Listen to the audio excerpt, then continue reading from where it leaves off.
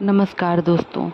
आज हम बात करेंगे कि क्या इस ब्रह्मांड में, इस संसार में बुरी शक्तियाँ होती हैं और नकारात्मक ऊर्जा, ऐसा कुछ होता है जो हम कभी-कभी ये महसूस करते हैं कि हमारे इर्द-गिर्द कुछ ना कुछ ऐसी अदृश्य शक्तियाँ हैं जो हमारे आसपास का माहौल बेहद भयावह बना रही हैं और हर एक अच्छा कार्य जो भी हम करने जा रहे हैं, कहीं न कहीं उसमें रुकावट पैदा करती हैं और वो कार्य होने नहीं देती हैं।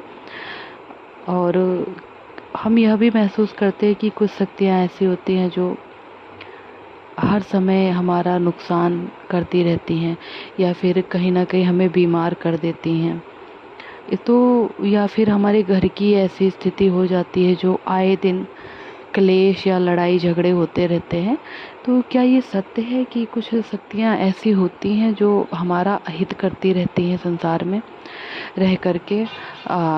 ऐसी बहुत सारी आत्माएं हैं जो भटक रही हैं, ऐसा होता है? चलिए दोस्तों, इस पे हम थोड़ी सी बात करते हैं। देखिए, अपने अनुभव और अपनी समझ के आधार पर हम बात करेंगे, बाकी इसका कोई तर्क या कोई बहुत ही ज़्यादा प्रामाणिकता ऐसा कुछ नहीं है। यहाँ पर हम साधारण तरीके से बात करते हैं अपने। तो दोस्तों, ये पूरा संसार है, यहाँ पर बहुत ढेर सारी आत्माएं हैं। अच्छी आत्माएं भी हैं और कुछ बुरी आत्माएं भी हैं। और रही बात नकारात्मक ऊर्जा, यानी कि जो आत्माएं हैं, जो शक्तियां हैं, तो ऐसा भी संभव है। क्यों नहीं संभव है? क्योंकि आज के इस युग में न जाने कितनी ही अकाल मृत्यु हो रही हैं।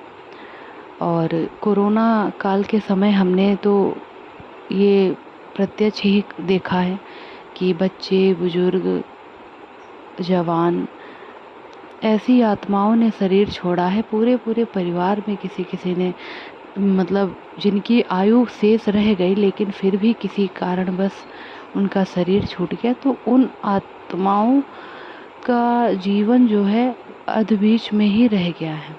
तो कैसे उनका जीवन पूरा नहीं होगा, है ना? तो वो आत्माएं जो हैं वो कहीं ना कहीं भटक तो रही हैं, इस बात को हमें मानना होगा।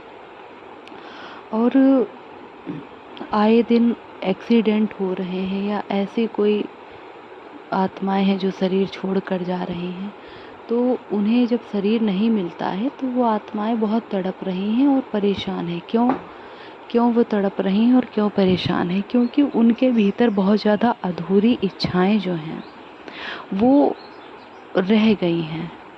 क्योंकि किसी ने चलते चलते शरीर छोड़ा है, किसी ने दुर्घटनावश शरीर छोड़ दिया है, कोई अपने परिवार के लिए कोई कार्य कर रहा था, वो अधूरा ही रह गया है। तो वो सारी चीज़ें, बहुत सारी बातें ऐसी होती हैं जो अधूरी रह गई हैं। तो ऐसी आत्माएं क्या करेंगी? वो सब इसी धरती पर ही हैं। जब तक उनकी आयु पूरी नहीं हो जाएगी तब तक वो इस धरती पर वो आत्माएं विचरण करती रहेंगी। और रही बात, हम सबको कभी कभी यह महसूस होता है कि कुछ ऐसी शक्तियां हैं जो आ रही हैं हमारे आसपास। कभी कभी हमें ऐसा महसूस होता है, सबने किया होगा। तो इसका मतलब ये नहीं है कि कोई आत्मा हमें नुकसान ही पहुंचा रही है, क्योंकि हम ईश्वर की संतान हैं। और हमें यह बात हमेशा ध्यान रखनी चाहिए कि कोई भी आत्मा कितनी भी शक्तिशाली क्यों ना हो, अगर उसके पास शरीर नहीं है तो वो निष्फल ही है। वहाँ पर उसके पास वो शक्ति हो ही नहीं सकती है, कितनी भी उसके भीतर ताकत भरी हो। क्योंकि हमारे पास शरीर है और हम परमात्मा की संतान हैं, हम निरंतर परमात्मा की याद में रहते हैं। तो हमारी वाइब्रेशन बहुत ही ज़्यादा ऊंची है, इसलिए हमारे समक्ष ऐसी कोई भी आत्माएं नहीं हो सकती हैं जो हमारा नुकसान पहुंचाएं। और ये भटकती, ये तड़पती हुई आत्माएं जो हैं, इसलिए बाबा के बच्चों के पास आती हैं। शायद ये खुद कहीं ना कहीं शांति चाहती हैं, क्योंकि इनको मुक्ति नहीं मिल पाई है। इसलिए ये आत्माएं हीलिंग लेने के लिए बाबा के बच्चों के पास आती हैं। क्योंकि हम बाबा के बच्चे योगी हैं, राजयोगी हैं, हम निरंतर परमात्मा की याद में रहते हैं, तो हमारी वाइब्रेशन इनकी वाइब्रेशन से बहुत ज़्यादा हाई होती है। और हम सब भी खुद महसूस करें कि जब भी हम लो महसूस करने लगते हैं तब हमें कहाँ से ऊर्जा मिलती है, कहाँ से शक्तियाँ मिलती हैं। जब भी हम बाबा की मुरली पढ़ते हैं तब हमें शक्तियाँ मिलती हैं, या फिर हम किसी मंदिर में जाते हैं, हम कोई ऐसे योग स्थान पे जाते हैं जहाँ से हमें बहुत ज़्यादा सकारात्मक ऊर्जा मिलने लगती है और हमें महसूस होता है कि अब हमारी स्थिति अच्छी हुई है, जहाँ से हमें खुशी प्राप्त होती है। तो ये आत्माएं भी कहीं ना कहीं बेचैन हैं, इसलिए ये हमसे शांति लेने के लिए आती हैं। तो बिना डरे बिना घबराए ऐसा करें, खुद की स्थिति को मजबूत रखें, क्योंकि जो आत्माएं बहुत ज़्यादा कमज़ोर होती हैं मन से, तो उनके पास ऐसी शक्तियाँ जल्दी ही आती हैं और अपना असर करती हैं। तो हमारी स्थिति जब बहुत ज़्यादा ऊंची होगी, हम खुद ही जब बहुत ज़्यादा शक्तिशाली होंगे, तब हम ऐसी आत्माओं का भी उद्धार करवा सकते हैं परमात्मा के द्वारा।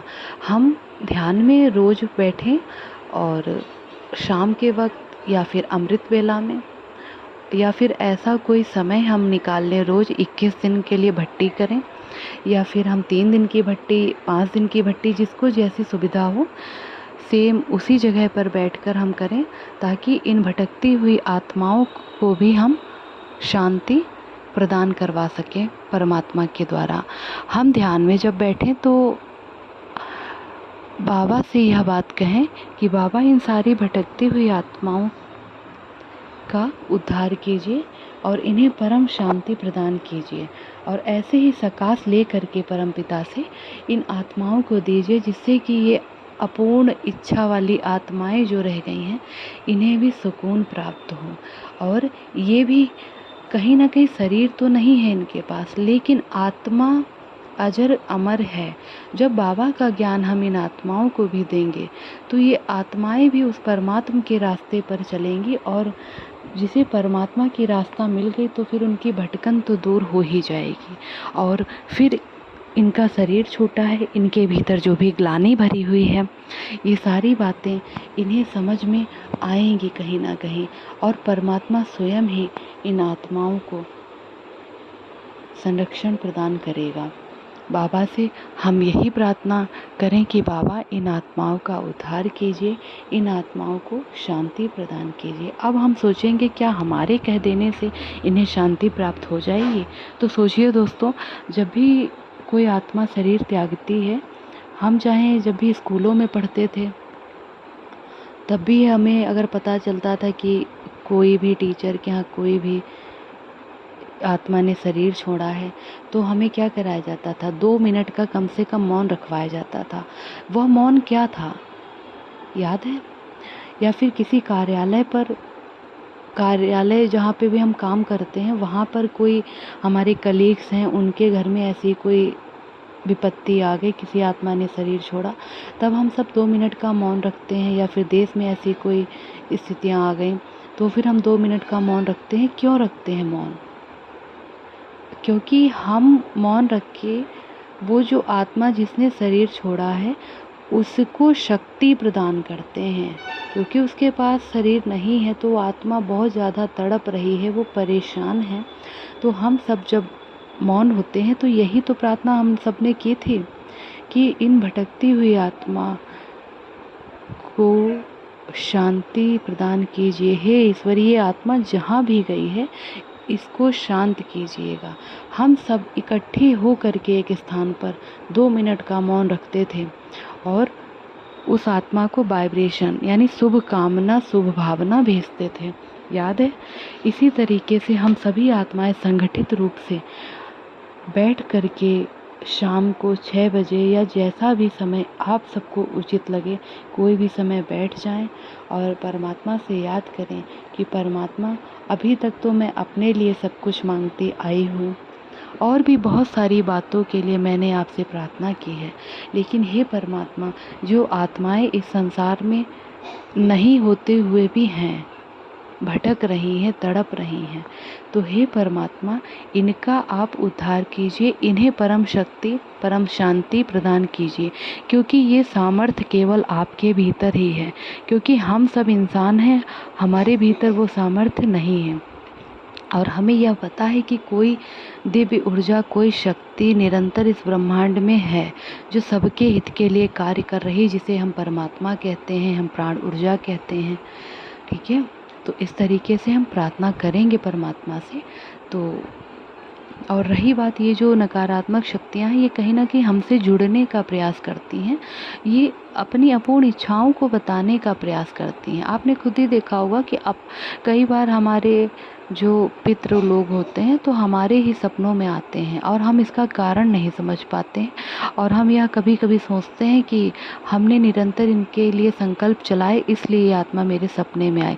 पर ऐसा नहीं है। उन्हें सुनने का प्रयास कीजिए, कहीं ना कहीं कुछ वो आपको कहना चाहती हैं, बताना चाहती हैं, या कुछ ऐसी बातें जो वो छोड़ कर गई हैं, कुछ ऐसे कार्य हैं जो उनके छूटे हुए हैं, वो आपके जरिए उनको बताना चाहती हैं। अब होता क्या है, हम उनकी बातें तो समझ नहीं पाते, हमें वो हल्का सा दृश्य रूप में मालूम देती हैं कि कोई आत्मा आई है हमारे पास। तो उतने में हमें बहुत ज़्यादा डर लगता है, और उस डर के कारण हमें बुखार आ जाता है, या हमें चक्कर आने लगते हैं, या हम बीमारी बुला लेते हैं। यानी कि हम घबरा ही इतना जाते हैं, तो हम खुद ही अपनी स्थिति को गिरा लेते हैं, और फिर हमें ये लगता है कि कुछ नुकसान हो रहा है। नुकसान नहीं हो रहा होता है, बल्कि वो एनर्जी जो होती है हमसे जुड़ने का प्रयास करती हैं। और कुछ एनर्जी ऐसी होती है जो हमसे जुड़ने का प्रयास करती है और हम उन्हें अनदेखा करते रहते हैं, तब वो कहीं ना कहीं कुछ ऐसी अपनी शक्तियाँ लगाती हैं जिससे कि हम उनकी बात को सुने, समझें। लेकिन हम तो इंसान हैं, हम नहीं समझ पाते, इसलिए हमें यह महसूस होता है कि वो हमारा नुकसान कर रही हैं। या जैसे कि रास्ते में गए तो आपको चोट लग गई बहुत ज़्यादा है, या फिर आपकी बाइक से टक्कर हो गई, तो ऐसा वो आत्माएं अपनी ओर खींचने का प्रयास करती हैं। तो हम सब इन सारी नकारात्मक बातों को छोड़कर केवल यह ध्यान दें कि हम जितना हो सके थोड़े दिन के लिए हम संकल्प ले लें और बैठे। हम संपूर्ण विश्व के लिए अगर नहीं कर सकते हैं, क्योंकि वो संगठित रूप से सारी आत्माएं, हम सब भाई बहन प्रार्थना करते हैं ईश्वर से कि उनको सारी भटकती आत्माओं को मुक्ति प्रदान कीजिए, तो कोई दिक्कत नहीं है। हम अपने इर्द गिर्द या ऐसा कोई घटना हुई हो या कुछ भी, तो उसको ध्यान में रखते हुए बहुत ज़्यादा हमें अपने ऊपर प्रेशर नहीं डालना है। साधारण ढंग से हम बैठेंगे और उन आत्माओं के लिए प्रार्थना करेंगे कि हे परमात्मा, ये जो आत्माएं हैं जो अकारण ही शरीर छोड़ गई हैं, किसी ऐसी समस्या या ऐसी दुर्घटना के कारण जिनसे इनका जीवन पूरा नहीं हो पाया है, और ये आत्माएं बेहद ही लाचार हैं, बेहद ही तकलीफ़ में हैं। परमात्मा, आप इन भटकती आत्माओं को शांति प्रदान कीजिए, इन्हें अपने संरक्षण में लीजिए, जिससे हम सभी जो मनुष्य हैं कहीं ना कहीं अकारण ही भयभीत हो जाते हैं। हम समझ नहीं पाते हैं ये क्या हो रहा है। हे परमात्मा, आप इन आत्माओं को अपने संरक्षण में ले लीजिए और इन्हें शांति प्रदान कीजिए, इन्हें उस परम ज्ञान तक लेकर जाइए जो ज्ञान आपने हम बच्चों को सुनाया है, जिनसे इन आत्माओं का उद्धार हो बाबा। ऐसे हम प्रार्थना करते रहें, ठीक है। और हम प्रार्थना करने के बाद जब भी हम प्रार्थना करें तो थोड़ा सा जल हम रख लें बाबा की फ़ोटो के सामने, या फिर बहुत आत्माएं ऐसे हम लोग हैं जो ज्ञान में नहीं चल रहे हैं, वो भक्ति मार्ग पे चल रही हैं। जैसे कि कुछ हनुमान जी की पूजा करती हैं, कुछ माता जी की पूजा करती है, जिसका जो भी धर्म है वो उस हिसाब से उसकी पूजा, उस देवता की पूजा करता है। तो थोड़ा सा जल रख लें और बहुत ही संकल्प के साथ फिर अपने पूरे घर में वो जल का छिड़काव कर दें, और अपने घर के सभी व्यक्तियों पर वो छिड़काव करें और अपने ऊपर भी वो जल डालें, और महसूस करें अब सारी नकारात्मक ऊर्जा आपके घर से दूर हो चुकी है, आपके परिवार के सभी सदस्यों से नकारात्मक ऊर्जा दूर हो चुकी है और भटकती हुई आत्मा शांत हो गई है। परमात्मा ने उसे अपने संरक्षण में ले लिया है। अब जो भी कार्य हैं परमात्मा स्वयं ही करवाएंगे। तो इस तरीके से बहुत लोग, जब हम सभी घबरा जाते हैं तो हम जो भक्ति मार्ग पे चल रही आत्माएं हैं वो हनुमान चालीसा का पाठ भी कर सकती हैं या फिर दुर्गा सप्तशती का पाठ कर सकती हैं, जिससे कि नकारात्मक ऊर्जा दूर होती है। और बाबा का ध्यान तो सबसे बड़ा है ही। हम बाबा की जो संतानें हैं वो निरंतर ध्यान में रहें बाबा की, और महसूस करें कि हम सब मास्टर सर्वशक्तिवान आत्माएं हैं। धन्यवाद दोस्तों। मेरे बताने में कोई भी त्रुटि रही हो, गलती हुई हो तो मुझे माफ़ कर दीजिएगा। धन्यवाद।